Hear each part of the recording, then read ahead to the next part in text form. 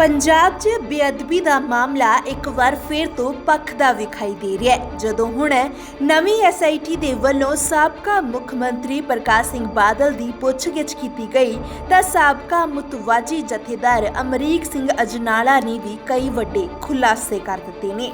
ਅਜਨਾਲਾ ਦਾ ਕਹਿਣਾ ਹੈ ਕਿ ਉਹਨਾਂ ਵੱਲੋਂ ਐਸਆਈਟੀ ਦੇ ਅੱਗੇ ਬਿਆਨ ਦਰਜ ਕਰਵਾਏ ਗਏ ਨੇ ਜਿਨ੍ਹਾਂ ਵਿੱਚ ਉਹਨਾਂ ਨੇ ਸਾਫ਼ ਕਹਿ ਦਿੱਤਾ ਹੈ ਕਿ ਕੈਪਟਨ ਅਤੇ ਬਾਦਲ ਦੋਨੋਂ ਚੋਰ ਨੇ। ਜਦੋਂ ਤੱਕ ਇਸ ਦੇ ਦੋਸ਼ੀ ਸੁਖਬੀਰ ਸਿੰਘ ਬਾਦਲ ਅਤੇ ਡੇਰਾ ਸਿਰਸਾ ਮੁਖੀ ਨੂੰ ਗ੍ਰਿਫਤਾਰ ਨਹੀਂ ਕੀਤਾ ਜਾਂਦਾ ਉਦੋਂ ਤੱਕ ਸਿੱਖ ਸੰਗਤ ਨੂੰ ਇਨਸਾਫ ਨਹੀਂ ਮਿਲ ਸਕਦਾ। ਪਰ ਕੈਪਟਨ ਸਰਕਾਰ ਦੇ ਵੱਲੋਂ ਦੋਸ਼ੀਆਂ ਨੂੰ ਲਗਾਤਾਰ ਬਚਾਇਆ ਜਾ ਰਿਹਾ ਹੈ।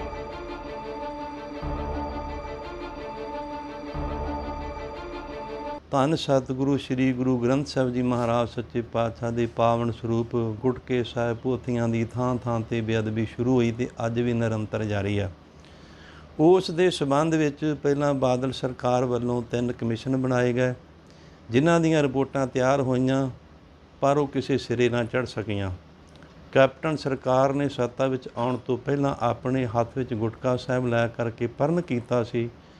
ਜਨਤਾ ਨੂੰ ਸੰਗਤਾਂ ਨੂੰ ਵਿਸ਼ਵਾਸ ਦਿਵਾਇਆ ਸੀ ਕਿ ਬੇਅਦਬੀ ਦੋਸ਼ੀ ਜਿਹੜੀ ਆ ਉਹਨਾਂ ਦੀਆਂ ਪੈੜਾਂ ਬਾਦਲ ਪਰਿਵਾਰ ਬਾਦਲ ਘਰ ਵੱਲ ਜਾਂਦੀਆਂ।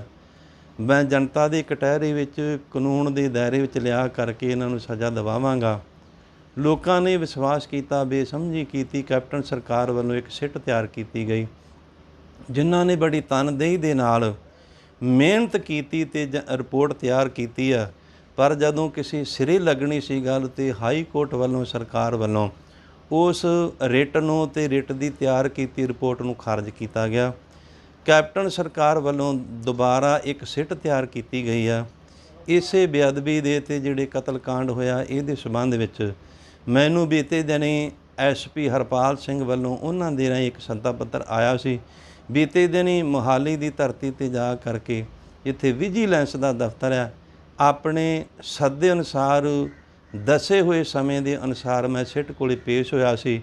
ਸਿੱਟ ਨੇ ਮੇਰੇ ਨਾਲ ਸਵਾਲ ਜਵਾਬ ਲਗਭਗ 2.5-3 ਘੰਟੇ ਕੀਤੇ। ਮੇਰੇ ਨਾਲ ਸਤਿਕਾਰਯੋਗ ਬਾਬਾ ਰੇਸ਼ਮ ਸਿੰਘ ਜੀ ਖਖਰਾਣੇ ਵਾਲੇ ਵੀ ਸਨ। ਅਸੀਂ ਉੱਥੇ ਦੋਨਾਂ ਨੇ ਜੋ ਆਪਣੀਆਂ ਅੱਖਾਂ ਨਾਲ ਵੇਖਿਆ ਕੰਨਾਂ ਨਾਲ ਸੁਣਿਆ ਅਸੀਂ 3 ਕਮਿਸ਼ਨਾਂ ਨੂੰ ਵੀ ਦੱਸਿਆ ਤੇ ਪਹਿਲੀ ਸਿੱਟ ਨੂੰ ਵੀ ਦੱਸਿਆ ਤੇ ਹੁਣ ਵਾਲੀ ਸਿੱਟ ਨੇ ਸਾਡੇ ਤੇ ਜਦੋਂ ਸਵਾਲ ਕੀਤੇ ਆ ਸਾਡਾ ਜਵਾਬ ਸੀ ਕਿ ਸਾਡੇ ਪਹਿਲਾਂ ਵਾਲੇ ਬਿਆਨ ਆ ਨਾ ਤਾਂ ਅਸੀਂ ਬਦਲਣਾ ਤੇ ਨਾ ਸਾਡੇ ਬਿਆਨ ਹੀ ਬਦਲ ਸਕਦੇ ਆ।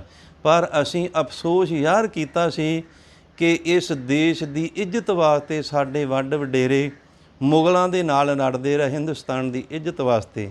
ਇਸੇ ਤਰ੍ਹਾਂ ਮੁਗਲ ਤੋਂ ਆਜ਼ਾਦ ਹੋਣ ਤੋਂ ਬਾਅਦ ਸਾਡੇ ਵੱਡ ਵਡੇਰੇ ਇਸ ਦੇਸ਼ ਦੀ ਇੱਜ਼ਤ ਵਾਸਤੇ ਅੰਗਰੇਜ਼ਾਂ ਨਾਲ ਲੜਦੇ ਰਹੇ ਪਰ ਸਾਨੂੰ ਉਸ ਸੰਘਰਸ਼ ਦਾ ਜਾਂ ਲੜਾਈ ਦਾ ਸਨਮਾਨ ਚਿੰਨ੍ਹ ਸਨਮਾਨ ਪੱਤਰ ਇਹ ਮਿਲਿਆ ਕਿ ਹਿੰਦੁਸਤਾਨ ਦੀ ਧਰਤੀ ਤੇ ਲੰਮੇ ਸਮੇਂ ਤੋਂ ਲੈ ਕਰਕੇ ਸਿੱਖਾਂ ਨੂੰ ਜਰਾਇਮ ਪੇਸ਼ੀ ਦਾ ਖਿਤਾਬ ਦਿੱਤਾ ਗਿਆ। ਥਾਵਾਂ ਥਾਵਾਂ ਤੇ ਧੰਨ ਸਤਿਗੁਰੂ ਸ੍ਰੀ ਗੁਰੂ ਗ੍ਰੰਥ ਸਾਹਿਬ ਜੀ ਮਹਾਰਾਜ ਸੱਚੇ ਪਾਤਸ਼ਾਹ ਦੇ ਪਾਵਨ ਸਰੂਪਾਂ ਦੀ ਗੁਟਕੇ ਸਾਹਿਬ ਤੇ ਪੋਥੀਆਂ ਦੀ ਬੇਅਦਬੀ ਅੱਜ ਵੀ ਜਾਰੀ ਆ। ਅਸੀਂ ਆਪਣਾ ਅਫਸੋਸ ਯਾਰ ਕੀਤਾ ਸੀ ਕਿ ਪਹਿਲੀਆਂ ਸਿੱਟਾਂ ਜਾਂ ਕਮਿਸ਼ਨਾਂ ਨੇ ਕੋਈ ਨਤੀਜਾ ਸਾਨੂੰ ਜਨਤਕ ਨਹੀਂ ਕਰਕੇ ਦਿੱਤਾ। ਪਰ ਮੈਂ ਬੇਨਤੀ ਕੀਤੀ ਕਿ ਜਿੰਨਾ ਚਿਰ ਤੱਕ ਤੁਸੀਂ ਦੋਸ਼ੀਆਂ ਨੂੰ ਕਾਨੂੰਨ ਦੇ ਕਟਹਿਰੇ ਵਿੱਚ ਖੜੇ ਕਰਕੇ ਸਲਾਖਾਂ ਦੇ ਪਿੱਛੇ ਬੰਦ ਨਹੀਂ ਕਰਦੇ ਉਹਨਾਂ ਦੀ ਅਸਲੀਅਤ ਜਨਤਕ ਨਹੀਂ ਕਰਦੇ ਉਹਨਾਂ ਚਿਰ ਤੱਕ ਸਿੱਖ ਹਿਰਦੇ ਕਦੇ ਵਾਸਤੇ ਸ਼ਾਂਤ ਨਹੀਂ ਹੋਣਗੇ। ਪਰ ਅਸੀਂ ਤੁਹਾਡੇ ਤੇ ਵਿਸ਼ਵਾਸ ਵੀ ਨਹੀਂ ਕਰਦੇ। ਸਾਡੇ ਤੋਂ ਇੱਕ ਵਾਰ ਬਿਆਨ ਪੁੱਛੋ 100 ਵਾਰ ਪੁੱਛੋ 1000 ਵਾਰ ਪੁੱਛੋ ਅਸੀਂ ਆਪਣੇ ਬਿਆਨ ਦਰਜ ਕਰਾਉਣ ਵਾਸਤੇ ਆਵਾਂਗੇ ਕਿਉਂਕਿ ਸਾਡਾ ਫਰਜ਼ ਹੈ। ਜੇਕਰ ਅਸੀਂ ਬਿਆਨ ਦਰਜ ਨਹੀਂ ਕਰਾਉਂਦੇ ਤੁਸੀਂ ਸਾਨੂੰ ਸੱਚਿਆਂ ਨੂੰ ਝੂਠੇ ਕਰ ਦੇਣਾ ਕਿ ਸਾਨੂੰ ਕਿਸੇ ਨੇ ਆ ਕਰਕੇ ਬਿਆਨ ਲਿਖਾਏ ਨਹੀਂ। ਅਸੀਂ ਆਪਣੇ ਚਸ਼ਮਦੀਦ ਅਸੀਂ ਗਵਾਹ ਤੇ ਅਸੀਂ ਆਪਣੇ ਬਿਆਨਾਂ ਵਿੱਚ ਪਹਿਲਾਂ ਵੀ ਦੱਸਿਆ ਤੇ ਹੁਣ ਵੀ ਦੱਸਿਆ ਕਿ ਉਸ ਟਾਈਮ ਤੇ 6 ਵਜੇ ਦਾ ਅੰਮ੍ਰਿਤ ਵੇਲੇ ਦਾ ਟਾਈਮ ਸੀ। 6 ਵਜੇ ਬਾਣੀ ਪੜ੍ਹਦੀ ਸੰਗਤ ਦੇ ਉੱਪਰ ਪੁਲਿਸ ਨੇ ਅੰਨ੍ਹੇਵਾਹ ਫਾਇਰਿੰਗ ਕੀਤੀ ਆ। ਲਾਠੀ ਚਾਰਜ ਹੋਇਆ ਅਥਰੂ ਗੈਸ ਦੇ ਗੋਲੇ ਚਲਾਏ ਆ। ਕੋਟਕਪੂਰੇ ਚੌਂਕ ਦੇ ਵਿੱਚ ਗੁਰਮੁਖੋ 4 ਸੜਕਾਂ ਪੈਂਦੀਆਂ ਸੜਕ ਕੋਈ ਨਹੀਂ ਰੋਕੀ ਬਾਜ਼ਾਰ ਨਹੀਂ ਬੰਦ ਕਰਾਇਆ ਜਾਂ ਕੋਈ ਨਾਅਰੇਬਾਜ਼ੀ ਨਹੀਂ ਕੀਤੀ ਇੱਕ ਸਿੱਖ ਕੌਮ ਵੱਲੋਂ ਮਿਸਾਲ ਕਾਇਮ ਕੀਤੀ ਗਈ ਆ ਕਿ 2015 ਤੋਂ ਲੈ ਕਰਕੇ ਅੱਜ ਤੱਕ ਦੇਸ਼ ਵਿਦੇਸ਼ ਵਿੱਚ ਥਾਵਾਂ ਥਾਵਾਂ ਤੇ ਗੁਰੂ ਗ੍ਰੰਥ ਸਾਹਿਬ ਦੀ ਪਾਵਨ ਗੁਰਬਾਣੀ ਦੀ ਬੇਅਦਬੀ ਹੋਈ ਆ, ਪਰ ਕਿਸੇ ਵੀ ਜਗ੍ਹਾ ਤੇ ਸਰਕਾਰ ਦਾ, ਪ੍ਰਸ਼ਾਸਨ ਦਾ ਜਾਂ ਸਮਾਜ ਦਾ, ਦੇਸ਼ ਦਾ ਕੋਈ ਵੀ ਜਾਨੀ ਤੇ ਮਾਲੀ ਨੁਕਸਾਨ ਨਹੀਂ ਕੀਤਾ। ਇੱਧਰ ਦੂਜੇ ਪਾਸੇ ਜਦੋਂ ਦੂਜੀਆਂ ਕੌਮਾਂ ਵੱਲੋਂ ਧਰਨੇ ਲੱਗਦੇ ਆ, ਅਰਬਾਂ ਕਰੋੜਾਂ ਦਾ ਨੁਕਸਾਨ ਜਾਨੀ ਤੇ ਮਾਲੀ ਕੀਤਾ ਜਾਂਦਾ, ਪਰ ਸਿੱਖ ਨੂੰ ਆਏ ਵਾਰ ਇਹ ਕਿਹਾ ਜਾਂਦਾ ਕਿ ਅਮਨ ਸ਼ਾਂਤੀ ਗੁਰਮੁਖੋ, ਅਮਨ ਸ਼ਾਂਤੀ ਕਿੱਥੋਂ ਤੱਕ ਰਹੂਗੀ ਜੇਕਰ ਇਸੇ ਤਰ੍ਹਾਂ ਬੇਅਦਬੀਆਂ ਹੁੰਦੀਆਂ ਰਹੀਆਂ, ਸਰਕਾਰ ਜਾਂ ਸਰਕਾਰ ਵੱਲੋਂ ਬਣਾਈਆਂ ਸਿੱਟਾਂ ਕੋਲੋਂ ਸਾਨੂੰ ਇਨਸਾਫ ਨਾ ਮਿਲਿਆ ਤੇ ਅਮਨ ਸ਼ਾਂਤੀ ਜਿਹੜੀ ਆ ਉਹ ਕਦੇ ਵਾਸਤੇ ਕਾਇਮ ਨਹੀਂ ਰਹੇਗੀ। ਜੇਕਰ ਸਰਕਾਰ ਤੇ ਪ੍ਰਸ਼ਾਸਨ ਨੇ ਅਮਨ ਸ਼ਾਂਤੀ ਕਾਇਮ ਰੱਖਣੀ ਆ ਤੇ ਜਿਨ੍ਹਾਂ ਨੇ ਸ੍ਰੀ ਗੁਰੂ ਗ੍ਰੰਥ ਸਾਹਿਬ ਜੀ ਮਹਾਰਾਜ ਸੱਚੇ ਪਾਤਸ਼ਾਹ ਦੇ ਪਾਵਨ ਸਰੂਪਾਂ ਦੀ ਬੇਅਦਬੀ ਕੀਤੀ ਤੇ ਕਰਵਾਈ ਆ, ਜਿਹੜੇ ਆਮ ਲੋਕ ਆ ਉਹਨਾਂ ਨੂੰ ਤਾਂ ਫੜ ਕਰਕੇ ਕਟਹਿਰੇ ਵਿੱਚ ਖੜਾ ਕੀਤਾ ਜਾਂਦਾ, ਪਰ ਇਹ ਹਾਈ ਕਮਾਂਡ ਕੌਣ ਆ, ਇਹਨਾਂ ਨੂੰ ਚਲਾਉਂਦਾ ਕੌਣ ਆ, ਇਹ ਬੇਅਦਬੀ ਕਰਨ ਦੀ ਗੱਲ ਕਿੱਥੋਂ ਚੱਲੀ ਆ। ਮੈਂ ਇਹ ਵੀ ਆਪਣੇ ਬਿਆਨਾਂ ਵਿੱਚ ਸਿੱਟ ਅੱਗੇ ਦੱਸਿਆ ਸੀ ਕਿ ਜੇਕਰ ਜਨਤਾ ਦੀ ਆਵਾਜ਼ ਸੁਣੋਗੇ, ਜਨਤਾ ਦੀ ਆਵਾਜ਼ ਵਿੱਚ ਦੋ ਬੰਦੇ ਮੁੱਖ ਦੋਸ਼ੀ ਆ, ਉਹ ਸੁਖਬੀਰ ਬਾਦਲ ਤੇ ਸਰਸੇ ਵਾਲਾ। ਇਹਨਾਂ ਤੋਂ ਬਿਨਾਂ ਦੋਸ਼ੀ ਕਰਨ ਤੇ ਕਰਵਾਉਣ ਵਾਲਾ ਗੁਰਮੁਖੋ ਕੋਈ ਨਹੀਂ। ਜਿੰਨਾ ਚਿਰ ਇਹਨਾਂ ਦੇ ਉੱਪਰ, ਦੋਨਾਂ ਦੇ ਉੱਪਰ, ਸਰਸੇ ਵਾਲੇ ਦੇ ਉੱਪਰ ਤੇ ਸੁਖਬੀਰ ਬਾਦਲ ਦੇ ਉੱਪਰ ਕੋਈ ਬਣਦੀ ਕਾਰਵਾਈ ਨਹੀਂ ਕਰਦੇ, ਉਹਨਾਂ ਚਿਰ ਤੱਕ ਸਿੱਖ ਹਿਰਦੇ ਕਦੇ ਵਾਸਤੇ ਸ਼ਾਂਤ ਨਹੀਂ ਹੋਣਗੇ। ਜੇਕਰ ਸਿੱਖ ਹਿਰਦੇ ਸ਼ਾਂਤ ਕਰਨੇ ਆ, ਜਿਨ੍ਹਾਂ ਨੇ ਬੇਅਦਬੀ ਕੀਤੀ, ਇਹ ਗੱਲ ਕਿੱਥੋਂ ਚੱਲੀ ਆ, ਇਹਦਾ ਕਾਰਨ ਕੀ ਆ, ਉਹ ਜਨਤਕ ਕਰੋ। ਜਨਤਕ ਕਰਨ ਤੋਂ ਬਾਅਦ ਜਦੋਂ ਬਣਦੀ ਉਹਨਾਂ ਨੂੰ ਸਜ਼ਾ ਮਿਲ ਜਾਵੇਗੀ, ਉਸ ਟਾਈਮ ਤੇ ਸਾਰੇ ਸਿੱਖ ਹਿਰਦੇ ਸ਼ਾਂਤ ਹੋ ਜਾਣਗੇ। ਇਹ ਬਿਆਨ ਮੈਂ ਸਿੱਟ ਕੋਲੇ ਆਪਣੇ ਜਿਹੜੇ ਸੀ ਪਹਿਲਾਂ ਵੀ ਲਿਖਾਏ, ਕਮਿਸ਼ਨ ਕੋਲੇ ਲਿਖਾਏ ਤੇ ਪੰਜਵੀਂ ਵਾਰ ਸਿੱਟ ਕੋਲੇ ਮੋਹਾਲੀ ਵਿਜੀਲੈਂਸ ਦੇ ਦਫ਼ਤਰ ਵਿੱਚ ਜਾ ਕਰਕੇ ਲਿਖਾ ਕਰਕੇ ਆਏ ਹਾਂ। ਆਉਣ ਵਾਲੇ ਦਿਨਾਂ ਵਿੱਚ ਕੀ ਹੁੰਦਾ, ਸਿੱਟ ਕਿਹੋ ਜਿਹੀ ਕਾਰਗੁਜ਼ਾਰੀ ਕਰਦੀ ਆ, ਮੈਂ ਆਪਣੇ ਸਿੱਟ ਕੋਲੇ ਇਹ ਵੀ ਬਿਆਨ ਕੀਤਾ ਸੀ ਕਿ ਤੁਸੀਂ ਸਰਕਾਰ ਦੇ ਨੌਕਰ ਆ, ਸਰਕਾਰ ਜਿਸ ਤਰ੍ਹਾਂ ਤੁਹਾਨੂੰ ਕਹੇਗੀ ਉਸੇ ਤਰ੍ਹਾਂ ਤੁਸੀਂ ਕਰੋਗੇ, ਆਪਣੀ ਮਨ ਮਰਜ਼ੀ ਜਾਂ ਨਹੀਂ ਕਰ ਸਕਦੇ।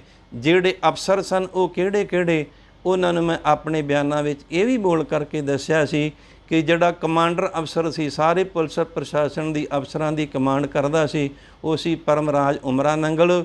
2 DIG, ਇੱਕ ਖਟੜਾ DIG ਤੇ ਇੱਕ Amar Singh Chahal DIG, 2 DIG rank ਦੇ ਅਫਸਰ ਸਨ।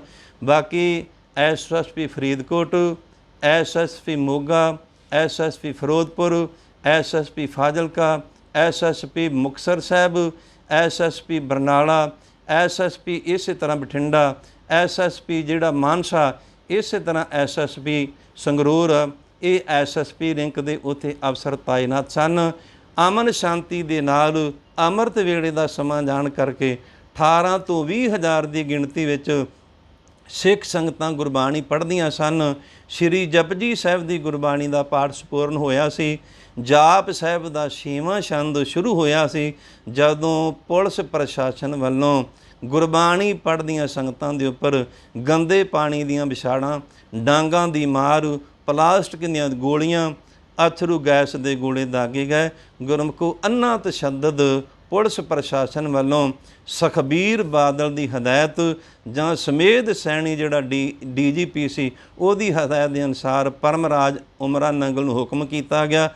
ਅੱਗੇ ਉਹਨਾਂ ਦੇ ਜਿਹੜੇ ਕਮਾਂਡਰ ਸਨ, ਉਹਨਾਂ ਦੀ ਕਮਾਂਡ ਥੱਲੇ ਕੰਮ ਕਰਦੇ ਸਨ, ਉਹਨਾਂ ਨੇ ਇਹ ਅੰਨ੍ਹੇਵਾਹ ਤਸ਼ੱਦਦ ਕੀਤਾ। ਇਹ ਬਿਆਨ ਮੈਂ ਆਪਣੇ ਪਹਿਲਾਂ ਵੀ ਸਿੱਟ ਕੋਲੇ ਲਿਖਾਏ ਸਨ ਤੇ ਜਿਹੜੇ 3 ਕਮਿਸ਼ਨ ਸਰਕਾਰ ਵੱਲੋਂ ਬਣਾਏ ਗਏ ਸਨ ਉਹਨਾਂ ਕੋਲੇ ਵੀ ਲਿਖਾਏ ਆ, ਤੇ ਐਤਕੀ ਵੀ ਜਿਹੜੀ ਕੈਪਟਨ ਸਰਕਾਰ ਵੱਲੋਂ ਸਿੱਟ ਤਿਆਰ ਕੀਤੀ ਗਈ ਆ ਉਹਨਾਂ ਕੋਲੇ ਮੈਂ ਆਪਣੇ ਬਿਆਨ ਲਿਖਾ ਕਰਕੇ ਆ। ਇਹ ਬੇਨਤੀ ਮੇਰੀ ਸਾਰੀਆਂ ਸੰਗਤਾਂ ਨੇ ਪ੍ਰਵਾਨ ਕਰਨੀ। ਭਾਈ ਸਾਹਿਬ, ਜਿਹੜੇ ਪਹਿਲੇ ਜਾਂਚ ਕਮਿਸ਼ਨ ਨੇ ਉਹਨਾਂ ਵਿੱਚ ਤੇ ਜਿਹੜੇ ਨਵਾਂ 5ਵਾਂ ਜਾਂਚ ਕਮਿਸ਼ਨ ਹੈ, ਕੀ ਫਰਕ ਨਹੀਂ ਲੱਗਦਾ ਤੁਹਾਨੂੰ? ਵੇਖੋ ਜੀ, ਫਰਕ ਅਜੇ ਤੱਕ ਜਿਉਂਦਾ ਤਿਉਂ ਹੀ ਆ। ਜਿੰਨਾ ਚਿਰ ਤੱਕ ਤਨਦੇਹੀ ਦੇ ਨਾਲ ਜਾਂਚ ਕਰਕੇ ਜਨਤਕ ਨਹੀਂ ਕਰਦੇ, ਸਿੱਖਾਂ ਨੂੰ ਇਨਸਾਫ ਨਹੀਂ ਮਿਲਦਾ, ਉਹਨਾਂ ਚਿਰ ਗੁਰਮੁਖੋ ਸਿੱਖ ਵਾਸਤੇ ਇਹਨਾਂ 'ਤੇ ਵਿਸ਼ਵਾਸ ਕਰਨਾ ਬਹੁਤ ਜ਼ਿਆਦਾ ਔਖਾ। ਜਦੋਂ ਸਾਨੂੰ ਇਨਸਾਫ ਮਿਲੇਗਾ ਉਸ ਟਾਈਮ 'ਤੇ ਅਸੀਂ ਇਹਨਾਂ 'ਤੇ ਵਿਸ਼ਵਾਸ ਕਰਾਂਗੇ, ਕਿਉਂਕਿ ਸਰਕਾਰਾਂ ਹਮੇਸ਼ਾ ਵਾਸਤੇ ਆਪਣੀ ਕੁਰਸੀ ਨੂੰ ਕਾਇਮ